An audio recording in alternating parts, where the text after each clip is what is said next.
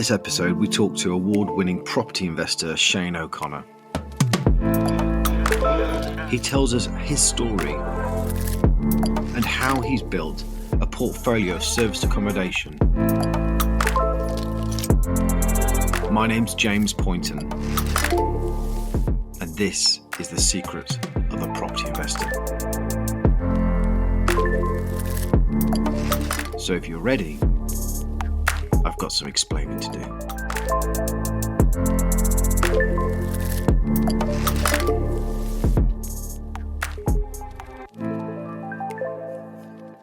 You started during the COVID-19 lockdown with no experience, and now you have 14 properties within 15 months.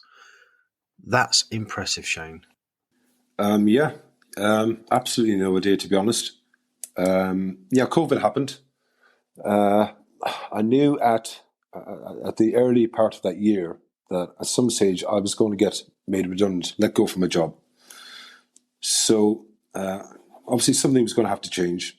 I started getting interested in property just maybe to buy one between me and my wife Katie, just for something else as a little bit of an extra income. I started looking then at various mentors, various training courses, etc. And long story short, I took to Stephen Green's more so than anybody else's. I thought he kind of on the same wavelength as me, just a normal person. And so did the 3-day in December 2020. Christmas after that, obviously, so we had 2 weeks between Christmas and New Year. I booked, I think it was in 2 days, I booked 23 viewings in 2 days. Wow. So is that before the course? No, it was straight off the back of the course. So you did the 3-day course in December 2020. Tell me, what were you doing prior to that? So prior to that, for basically 26 years, I was an aircraft engineer. But it was, long hours, not so nice, how do I put it? Cold, wet, long hours, like I said, working for somebody else. The money was good, but I was never going to make anything out of it as such.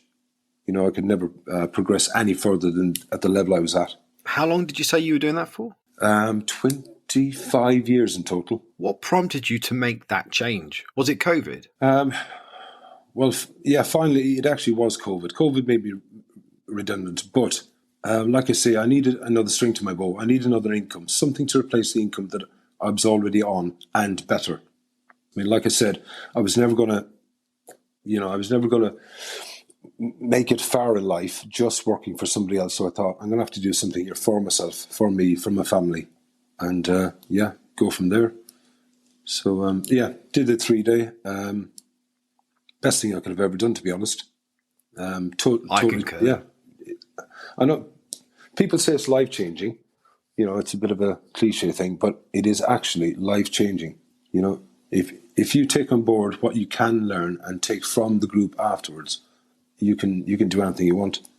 So you say it's life-changing. During that course, did it change you? The main thing that changed for me, so leading up to the course, I was actually looking into property myself, a little, buy-to-let, stuff like that. So I had I was looking at how I could change properties, get an uplift out of them, pull my money out, little things like that, but didn't exactly know why. So I was kind of getting to grips with that. But the main thing that changed for me was the actual mindset, the mindset side of it, and how you can change yourself to improve yourself and actually apply that to buying property or any other skill in life, anything else you want to go after. The mindset has to be there before you can actually progress 100% to your potential. Did your wife, Katie, do the course with you? No. I did the 3-day in December. She did it the following May, I think it was. So she saw the change in me on how I arrived back from it and the knowledge I got from it. And kind of, she wants to be on the same level as me then so that we could do it together, if that makes sense. Oh, that's great to have your partner wanting to be involved and share that journey with you. Yeah, it makes it so much easier. I mean, I know people that their partners aren't very enthusiastic about it, or B, yeah, it's okay. Yeah, you crack on with that. But the fact that I've got Katie side by side with me and we're both now on the same level helps massively. I can hand stuff over to her to do, stuff that I'm not good at, as in, the paperwork side of it, setting up accounts, stuff like that, whereas I can physically go to viewings, do the deals, etc. And we work so well together. That's great. What did Katie do before? She was initially working for somebody else when we met, and then I managed to convince her to. She wasn't, the money was okay, but not what she should be earning for the quality of work she was doing. So now she left that company, which is a marketing company, started her own. It was doing really, really well, and obviously COVID happened, and it basically, she lost all her clients within 2 days. Wow. So we were in a real bad position at one stage. Being honest, if we weren't doing what we're doing now, we'd have gone bankrupt. Simple as that. Yeah, there's no two ways about it. We'd have been bankrupt. Her business is gone. I got let go from my job. We've got a big old house to pay for, the lifestyle we were used to. So if we hadn't done the training, yeah, we'd been dead in the water. So you've done the 3-day, learnt a lot, but there is a next level, which is elite. When did you do elite? Well, I kind of did things a little bit back to front. I did the 3-day in December. The natural progression really is do the 3-day, do elite, and then at some point, apply for mastermind. So, like I said, I did the 3-day in December. The following February, so 3 days later, I was actually asked to join mastermind. Wow, really? And I got a phone call from Ben, who's one of Steve's guys, Ben Jeffries. And Ben said, you're going to get a call either off Craig Wallace or Stephen Green. And I thought, right. Now, I'd got on well with Ben. I actually thought he was taking the mick, let's say. And he wasn't. So I joined Mastermind in the February, and then in the September, so September just gone, I did Elite.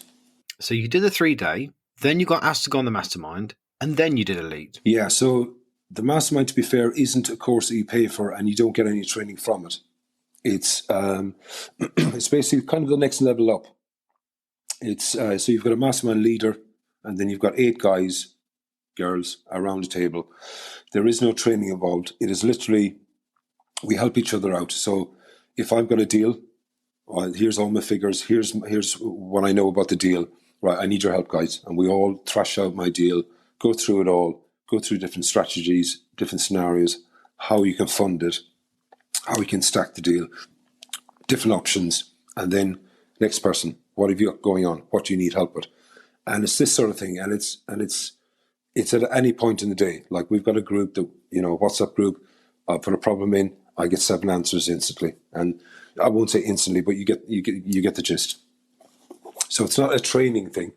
It's like having business partners, isn't it? Yes, it is, yeah. And some people do stuff together. They buy stuff together. Yeah, that's fair enough. But it's just the help that you get from it, You booked 23 viewings after your 3-day course. It was 23 in 2 days, I think it was, yeah. I think it was 23, yeah. So I think it was, 14 on the first day I booked. I thought, well, I'm going to go for this, but it absolutely destroyed me. How many did you offer on? Yes, I offered on 4 of those, and one of them turned out to be actually my first project. Ah, great. Take us through that. Well, the first thing I'll say is that it actually fell through in the end. I'll go through the story of it basically. Agreed on a 6-bed house. It was actually part of an old fire station, and it was part residential, part commercial offices. Agreed on that, got a decent price, got an architect involved, got him to draw it all up. We were going to have 9 all-en-suite. It was a 9 all-en-suite bed HMO. Going to be brilliant, going to be amazing. As you start off, you think, right, this is going to be awesome. Went through all the steps with the architect, sorted it all out. Got a builder, plumber, electrician, got every bit around in one day. Went through the whole house, costed it all out. The figures are brilliant. It was going to be amazing, etc., etc. It actually fell through because it was around the time of local elections, and an MP who may have been short of a few votes decided he would object against it. Started a Facebook group against it, against property. Got so many people involved, wrote out letters similar to your direct-to-vendor letters in all the doors in the town, and got 63 objections in 1 week to my planning. How did that make you feel? I was gutted, absolutely gutted. Absolutely gutted. But, it's one of them. Not every deal is going to work, is it? You just got to, on to the next one. Simple as I pulled out of the deal. I had agreed with the vendor it was going to be subject to planning, luckily. So I pulled out of the deal. Yeah, the architect said, he'd never heard of that many objections in such a, short space of time. But it is what it is, and you move on to the next one. Good. What was the next property for you? The next one was a 4-bed house that I bought. Initially, that was going to be a 5-bed HMO. The figures on it were good. Everything was going to be fine. But actually going through on what I would actually get speaking to an agent who's going to manage it for me, after I paid all the bills, after I paid the agent fees, voids, potentially some good tenants, some bad tenants. You don't know sometimes what you get in HMOs. I went back and had to think about it. I actually turned into service accommodation. Good. Which is basically letting the house as a unit rather than, say, 5 individuals that don't know each other. It's letting the house as a unit. So whether that be holidaymakers or contractors or companies, basically these 5 guys will now go in under the umbrella of a company, and they all know each other. They're all happy to sit down, watch TV together, cook together. They've got everything they need. It's like a home away from home. And it works for them. It works for me. Ah, right. That's good. That's brilliant. So where is that property? That particular one is in Blythe, Northumberland. What was your strategy from there then? Yeah. Up until now, that's all I've done. That's all I've done, because one of the things I kind of believe in, so people leave the 3-day or they leave Elite and they go, I want to buy this, I want to buy that, I want to buy HMO, service accommodation, I want to buy land, a hotel, whatever it is. And they spend so much time looking at that deal, this deal, the other deal. To me, the best thing you can do, one of the things I would say, is to choose a strategy and stick to it. Stick to it and do it well until it gets to the point where you think, right, I know that now, and at any time I can go back to that and pick another deal up or whatever. But if you start buying a HMO, doing that, then another service accommodation, a buy-to-let, land, commercial to residential, whatever it is, you're just going to end up all over the place. So basically, up until now, that's all I've done is service accommodation units. Are all 14 of your properties in your portfolio serviced accommodation? Yeah. I think that's a really good strategy. Are they all 3 and 4 beds? Yeah, so we've got some 1-bed flats. We don't have any 2-beds. So 1-bed flats, 3-bed, 4-bed, and 5-bed houses is what we've got at the moment. How did you source those properties then? So let me see. Yeah, so 7 of those were actually off Rightmove. The 8th house was actually a vendor that we were talking to, one we'd agreed on from Rightmove, and just having a chat with him. And he was saying, I've got a couple more properties, So he's explaining about that. And he got chatting to a friend of his on the phone. And he said, there's a couple of guys around here buying a house from me. And the other guy said, right, tell you what, I'll be around in 10 minutes. And he came round, brought us literally across the road, and probably within 15 minutes we'd agreed on his 3-bed semi-detached. Oh, wow. Congratulations. Which we're actually picking the keys up to on Wednesday. Are those going to be SA as well? Sticking to your strategy? Yeah, the same again, yeah. How do you do your calculations for serviced accommodation? I understand some of the workings need to break even at 50% occupancy, but you have to sort of plan for 75% occupancy. What about websites and management? Get them listed on Airbnb. Can you share your experience? Yes, but from my point of view, so it all depends on what you want to do. You mentioned websites and listing on Airbnb, Booking.com, all of that. So you've got two choices, basically. You can do all that, but I don't. I literally finish them, hand the keys over to an agent, and it's 100% hands off. Now, they charge me a fee for that, don't get me wrong, but they list it all. It's all on their website. They do all the cleaning, all the check-ins, the check-outs, any problems, any maintenance, it's all covered. I mean, two reasons, first of all. The closest property I have is 2 hours away. The rest, that's just one. The rest of them are 3.5 hours away. So if I've got problems, I can't deal with that. The second reason, the time I would spend, doing all that, listing them, cleaning, checking in, checking out, looking after the guests if there's any problem, all that time I would prefer to concentrate on the next deal, find the next deal and structure the next one and keep it rolling like that. To me, it's worth handing the keys over to an agent. Now it's your problem. And the involvement I have with my properties is I get an email saying, there's your booking, so-and-so and his family, or this bunch of lads, or whatever it is, they're moving in for that X amount of time. It's literally an email, how much it's worth, and that's it. I check my bank account, it goes ping, and there's my money, and that's the level of involvement I now have. Love it. Goes ping. How much does the agent charge? Right, so there's different agents, different packages with each agent. One particular agent I have with a house in Chester charges me 20% plus VAT. Actually, that's 20% including VAT, and that includes absolutely everything. Then the ones up north I've got, you can start off, again, it's a level of involvement. So one property I actually had a cleaner doing because it just served me for that particular house that it actually worked out cheaper. They started off, I think it was about 15%. Now that I've handed everything over 100% hands off, it's 30%. Now that seems quite high, and I suppose it is. But again, it's their responsibility now. It's zero responsibility on me, and I can now spend my time looking and structuring the next deal. And what would you say your average occupancy is in your serviced accommodation? At the moment, it's about correct me. If you asked me last week, I probably said about 75%. But the last one we finished, we don't actually even have the keys yet. We don't actually legally own it until next week. And it's already full 100% for a year with 5 lads. That's amazing. Well done, Shane. Impressive stuff.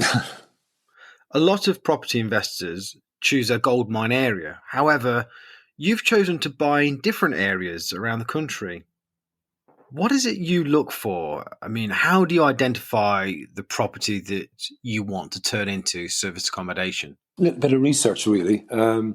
It's kind of the first thing that I looked for was an area that was something had to be going on. So the particular area I'm looking at, where I invest in, there's a massive factory going up there. So I tend to focus on doing refurbs to suit service accommodation. Yes, if you're away with your wife and your kids and all that, you want something fantastic and beautiful. It's got to have absolutely everything by the beach. I'm focusing more like a contractor market, where yes, you have to have it at a certain level, but it doesn't have to be absolutely stunning. To the point where people have to overpay for this for a luxury away from home.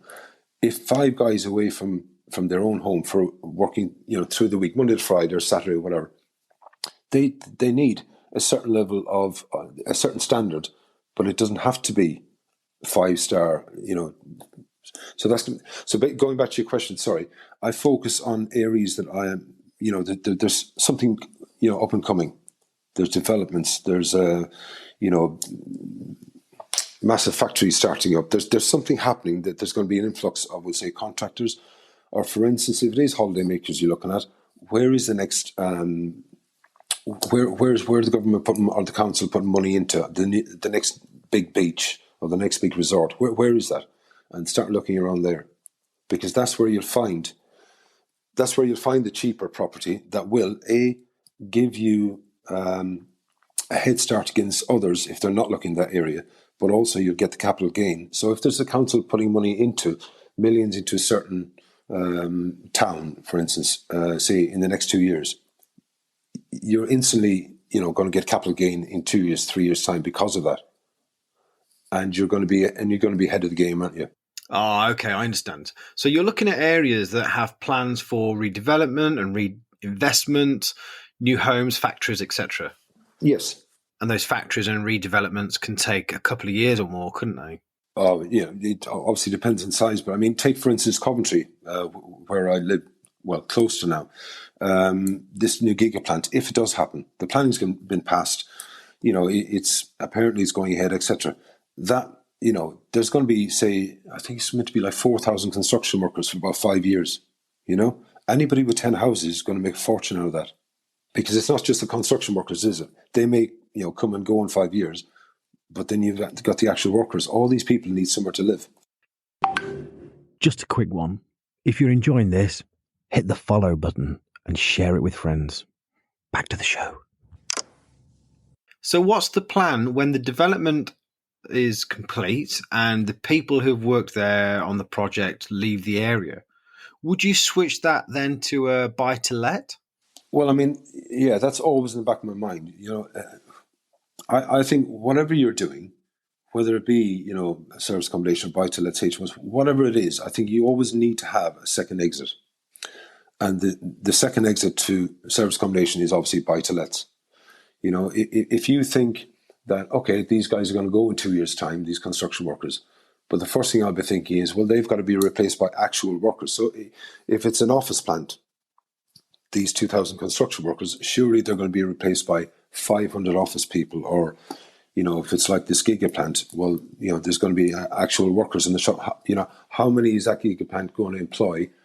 And with the shortage of places to stay, I'm going to reap the benefits off them. And if I don't, then I've got my second exit as a buy-to-let. And if all else fails, well, you obviously sell it with capital gain, with capital, appreciation. Great plan. One that people listening can definitely learn from. Tell us about some of the mistakes or the pitfalls that you faced along the way. Mistake on the very first one I made was, and it wasn't really a mistake.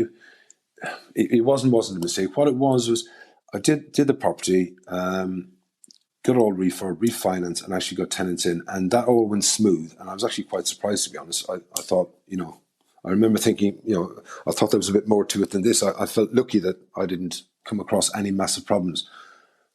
But what did happen was I got a letter in the door from the council, and it was for council tax for empty homes premium. Now, this is something I'd never, ever heard of. And when I mentioned this to other people in the group, a lot of people haven't heard about this either. And basically, that particular house I bought was empty for more than 2 years. So straight away, I had to pay a premium of 300% council tax. So they gave me my council tax for the year ahead. And then they said, by the way, you need to pay 300% for the last 2 years as well. Right, what's going on here? So basically rang them up and they said, yeah, this is a law. And this is council dependent, by the way. But then if it's, if that's on 2 years, if it's 5 years, then it's 400%, 300%, and then it's over 10 years. It's actually 400% you need to pay. What? 300%? Yeah, and this is even if you sold me that house today, and I bought that from you, and you paid your council tax up until yesterday, so you've been paying all the way along, the fact that it was uninhabited for 2 years, even though you were paying, I still have to pay the premium because I've now taken on that debt. That's crazy. So that's something I'd never heard of. So I was lumped with a big old bill for that. So you live and learn. So you just had to pay it? I had to pay it. Simple as that, yeah. It was one of those, I had to pay it. Another mistake I made was probably it was definitely going to be the biggest deal I would have done up until now. We had agreed on 4 cottages and some land with it. Basically, the whole thing would have been, we would have refinanced the 4 cottages, built 5 houses, and had a load of glamping pods, etc. It was going to be all lovely and beautiful. We would have made about 1.2 million on it. And we'd agreed everything with the vendor. Little old lady, and we spoke, for ages with her about the deal. Structured so she was happy, we were happy. And she said, give me your word. And, because she was like 80 odd, she said, this is how it works for me. Give me your word. And I said, yes, you've got my word. And vice versa. She took a cash offer a few weeks later, and I only found out through her solicitor. I never got in a contract, which is a mistake I'll never do again. That highlights how important contracts are. Contract every single time. Even if someone wants a handshake agreement, no, it has to be in a contract. Exactly. Nowadays, a lot of people's word isn't what it used to be. Get in a contract. So that's a massive, massive learn for me. Even for the little old lady with the old school values, she even went back on her word and gazumped you. Yeah, she saw the dollars and she took them. What other learning curves can you share? Well, nowadays, I suppose, especially the last 6 months, factoring in building costs, I think, is a massive one at the moment. Everything is going, through the roof. Materials, well, and labour as well. Labour's going through the roof. Getting labour, but yeah, mainly materials, and factoring that in. If you approached a deal 6 months ago, say even on a 3-bed house, and it was going to cost you 15 grand in materials, suddenly it's costing you 22, 25, then, that deal may not stack anymore. So I think you now have to, even every week, keep an eye on the price of things.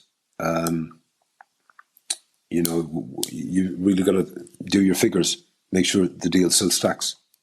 Good advice, thanks. So where do you get your furniture from for your serviced accommodation? And do you have a budget? Well, again, it's down to kind of what you're aiming at. So a friend of mine, he's got some actual proper holiday cottages, and they're beautiful and everything's stunning, etc., etc. And he spends a fortune on them, and that's his strategy, and that's fine. It works for him. I tend to, because for the likes of me, for the last 25 years, I've been working away a lot, and I know what I would be happy with. So I do mine to that standard, but better, if that makes sense. So I actually, I know a lady that I can get beds from a lot cheaper. I get a lot of stuff from B&M, Home Bargains, Dunelm's, places like that. I'm not shopping at, massive brands or anything. I'm just basically, I'm furnishing them cheaply but nicely. So we're not shopping at John Lewis or Marks and Spencer's home department. Definitely not, no. But I mean, so I any properties we finish now, we do videos, we take photographs, we put them on our website, we put them on Facebook, within the group, outside the group, etc. Anybody that can, they can have a look. That they are all. What's your website address for people to look at? Our website is Home Farm Properties. So what I can do is I can actually include a link afterwards if you like. Yeah, that'd be great. Okay. Have you done any joint ventures with anyone in the group? Yes, I have. So in 2 different ways. So most of the properties I've actually got are with a guy in the group. Like I said, I'm 3.5 hours away from these properties. So physically, I cannot manage refurbs from them. So I joined up with a guy called Steve Bastable, who's actually in the PIA, well-known builder. He looks after all the refurb side of it. I look after everything else kind of in the background, the paperwork, the mortgages, like that. And we work quite well together. But yeah, I certainly couldn't do it without him. So it made sense for the 2 of us to do it like that. In the background, I can... Right, where's he based? So he's based in Newcastle, but he can... obviously, he goes, some of his projects are 1.5 hours away. So, he's a good guy. He's happy for me to be doing everything on that side of it, so he can actually concentrate on the refurbs, and it works well for both of us. Nice. That's good. Another one is, what I've done with another pair of investors is they haven't got the time. They've got the money, but just don't have the time. They don't know anything about it, but they did. They started off seeing what we were doing and thought, right, so we had a chat. They're willing to fund. They're now funding, so we're just finishing one off for them and us at the moment. So basically, they'll fund the whole refurb, the purchase of the property. We'll refinance it, get all the money out, and they'll own 50% of the property. I'll own 50% of the property. And then profits coming in every month, we get 50-50 on that as well. So again, that works for them, that works for me. Excellent. So where's that based? That's in Northumberland as well. What's on the cards next? What's the next project? So basically, up until now, we've kind of, me and Katie have been, for want of a better phrase, I suppose, like feathering our own nest. Basically, we want a certain amount of properties in the background, 100% hands off, and an income coming in. A, to replace what I was earning, and B, to, more money coming in to fund the next thing. So up until now, that's kind of what we've been doing. I mean, don't get me wrong, we'll still focus on houses and flats, as they come along, if they come along, sort of thing. But I think now for the next year, we're going to be looking at sort of like bigger things. Like, I'm actually speaking to Chris this week about, we've been trying to structure buying a portfolio of 10 houses. They're literally more or less turnkey. They just need furnishing. They'll be handed over for SAs straight away if we can structure that deal. It's almost through. We just a few little final things to do with the vendor, and hopefully that'll come off. A couple more portfolios. We will start looking into buying businesses as well, and buying businesses and breaking them up. Right. What's made you look at buying businesses? That's actually something that Katie wants to do. So all the way along, I've been buying houses, and she's but now she's come back off Elite, and said this is something that interests her. So we're going to focus a little bit on that from now on as well. Did you and Katie do Elite together? No, so I did Elite in September. She did it November just gone. Here's a question, though. What was the biggest learn from that course? From Elite? Yeah, it was absolutely mind-blowing. Again, the first couple of days were mindset, which I was prepared for this time, to be honest. So it was a more in-depth look at mindset, growing your self-belief and your confidence, how you approach not just property, but in life in general, making you like a stronger person to be able to deal with things better, in a better way. And then obviously the last 4 days were property, but then it's how to structure bigger and better deals, deals with no money deals, this sort of thing, JVing on bigger, like portfolio buying bigger businesses like hotels, land, etc., stuff like that. Basically, how to structure stuff a lot better. Did Katie have different takeaways from that course than you? She did, yes. Again, I enjoyed the mindset and I took a lot on board, but my thing was basically the figures and structuring deals. That's what I took the most from. It was the opposite for Katie. So her thing is the mindset more than, because she relies on me to do the figures, and not relies on, but she's happy for me to take that side of things on, and she enjoys the mindset more. But again, we kind of complement each other really in that way. That's great. Sounds like good teamwork. So how have you found investors for your deals? Oh, that's a tough one. I suppose like everybody else, we've obviously put some posts out on Facebook. That's attracted a little bit of attention. I think mainly for us, it's what people see us doing. So some people do, some people are doing what I'm doing, and a lot more of what I'm doing, a lot bigger deals, but they never, they don't publicize it. They're happy just to do them, be in the background. And, and that's fine. But for me, to do the next deal, I need that investment, or potentially, an existing investor might want to roll it over, but the investment has to be there, doesn't it? So a lot of people see what we're doing because we publicize it. We do videos, we put photographs on, just tell people. We talk to people, even if it's just people down the pub. Two of the investors I spoke about earlier are actually people we met in the pub. We end up having a chat and... So networking in the pub. I can't see any downsides to that one. Well, isn't that what you do in a pub, isn't it? You don't know who you're talking to, do you? Yeah. Very true, very true. So did these investors approach you? A bit of both, really, but more or less have approached me, yeah, because of what we've been doing, because of the involvement as well, I think, that I have, in the PIA. Some people are happy to be in there and they look for help and they look for advice, and that's fine. But I actually enjoy, well, as much as I can, I enjoy helping people. So whether it's commenting in the group or whether it's doing the videos, on how to structure a deal. A lot of my time now actually is spent, other people messaging, looking for help, on the phone, helping people. So I think, that helps as well, giving back, and then people, I think, see that you're out there a little bit more, and they see that, and they kind of tend to come to me, really. I've been watching what you do and how you offer support by commenting and answering people's questions in these social media groups. You do live videos, and you have this genuine authenticity to want to help people. I, for one, commend you for that. No, but I think that, so when you do the 3-day, and say you don't do Elite, you're in this group, it's like a lifelong subscription, really. You pay X amount, you do the 3-day, you pay X amount, you do Elite. But what some people don't understand is, you're paying for that 7-day training, but you're also paying for a subscription for the rest of your life if you choose to, the group is there, and everybody in that group, everybody's like-minded, everybody does want to help each other out. I mean, that's all, I think. And, obviously I didn't get to where I am right now by not getting help from people. I've got help from people. A lot of people have helped me out. So I think it's, you need to pass that on. Yeah, I couldn't agree more. And that's what this podcast is here for. Who's helped you then?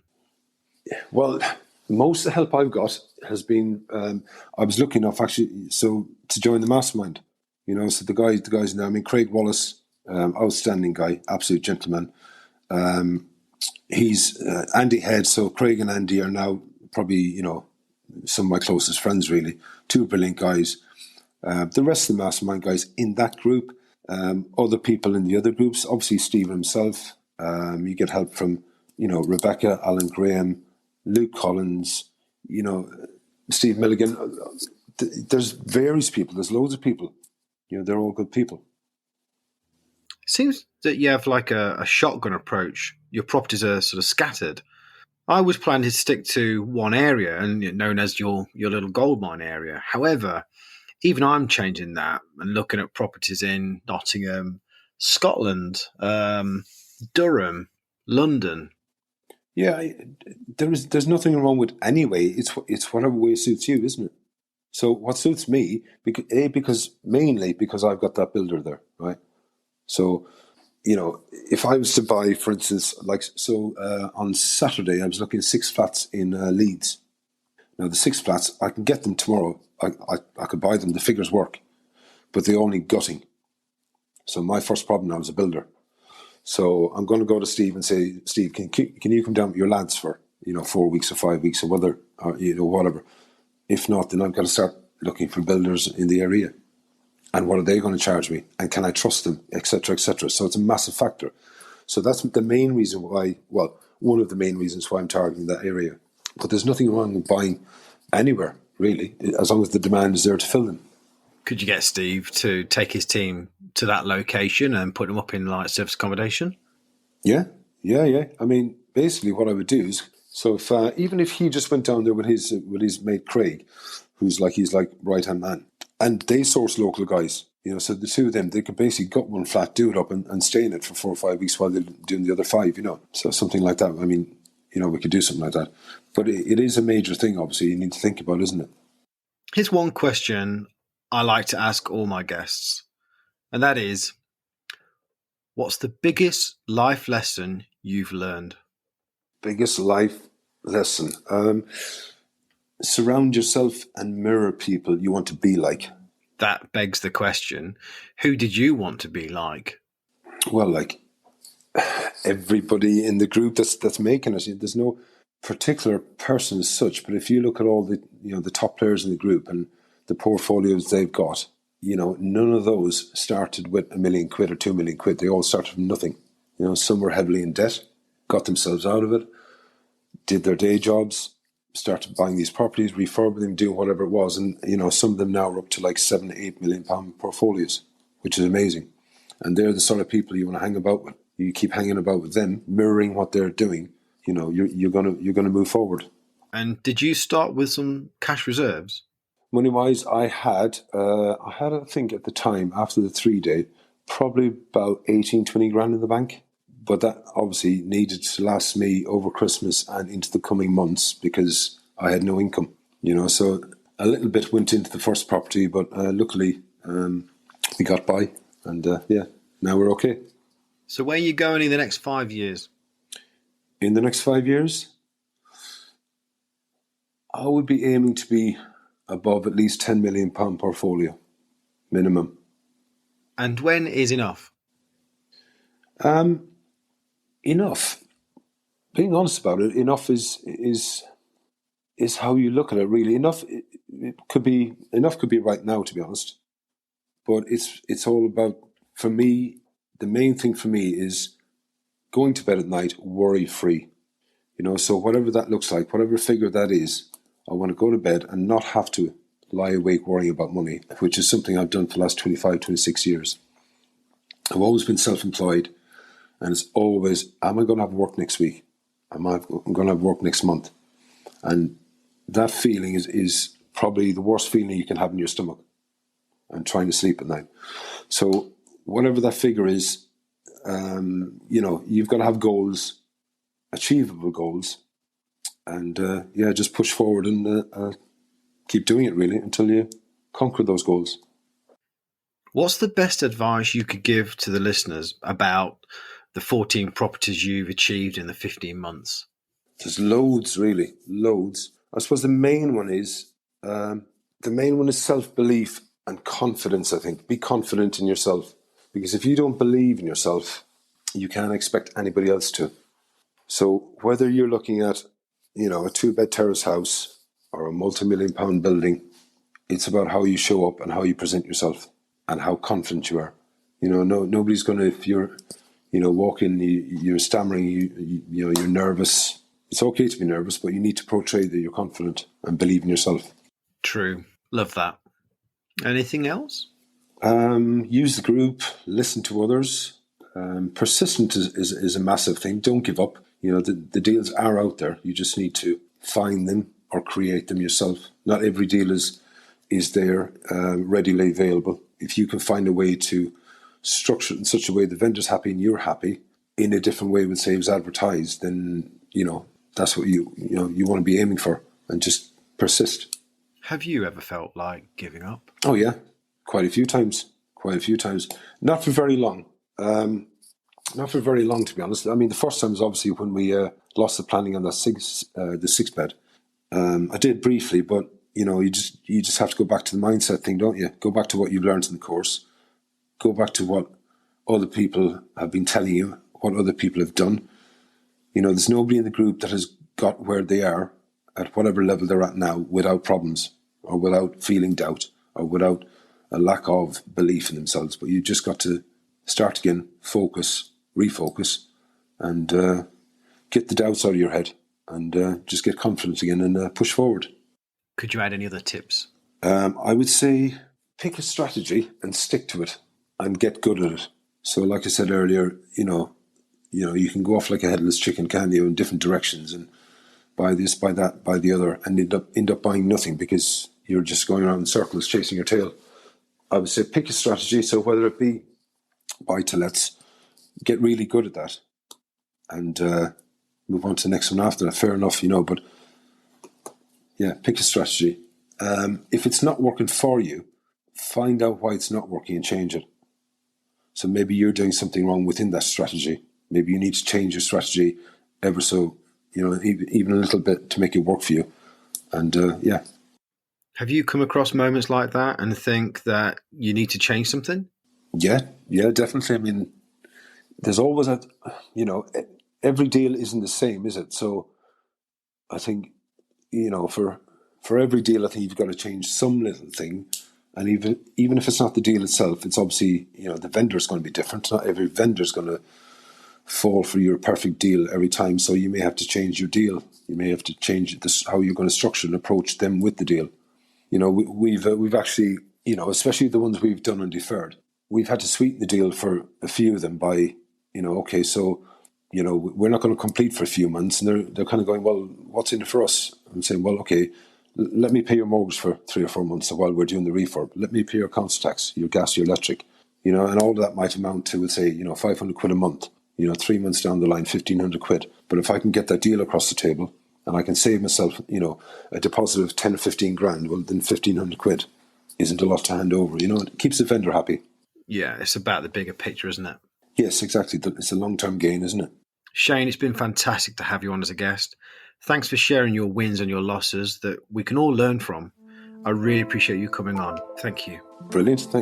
Thanks for having me. It's been brilliant. Thank you. Cheers.